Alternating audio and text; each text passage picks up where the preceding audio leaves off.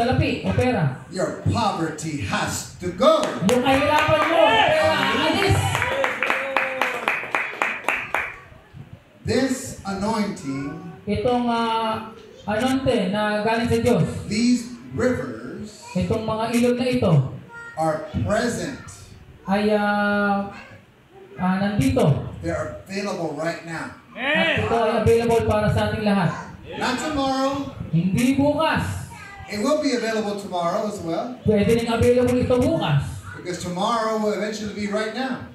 Dahil bukas ay parang ngayon din. But right now is what I'm talking about. Pero sinasabi ko ngayon ay yung ngayon. It is now faith At ngayon ay pananampalataya that will give substance at na magbibigay ng sustansya to what you hope for. sa iyong inaasahan. Who's hoping for healing tonight?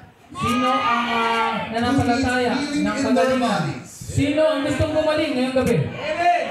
Who is dealing with things in their minds Sino ang gustong gumaling sa mga bagay na sa isip that they don't want no more? na ayaw na niya, sa isip niya, magaling? You can be dealing with depression. Pwede kang umakaharap ka sa isang depresyon. You can be dealing with worry.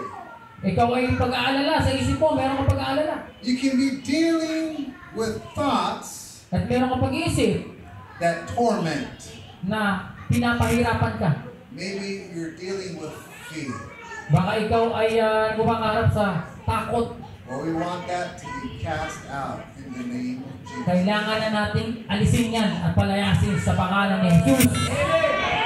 In order to find your freedom, Para iyong mahanap ang kalayaan. the freedom is here. Ang kalayaan ay nandito. The anointing is here. Ang anonte ng Diyos ay nandito. But you need to receive it. Pero kailangan mo itong tanggapin. That's done by faith. At yan ay magagawa mo lamang sa pamamagitan ng pananampalataya.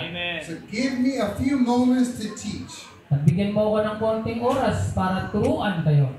Because it's Bible faith Dahil ito ay pananampalataya sa pamamagitan ng Biblia that's going to cause the rivers na ito ang magiging dahilan para itong ilog na ito'y dumaloy, of living water yung buhay na tubig na dumaloy, to break through your life. para ito'y tumama sa iyong buhay. Hallelujah. Hallelujah. There is an anointing tonight. Merong anonte ng Diyos ngayong gabing ito. Can I teach a little bit? Pwede ko ba kayong turuan? Okay lang. I don't want you to miss out. Ayaw kong hindi nyo matutunan o malaman ito. I want you to receive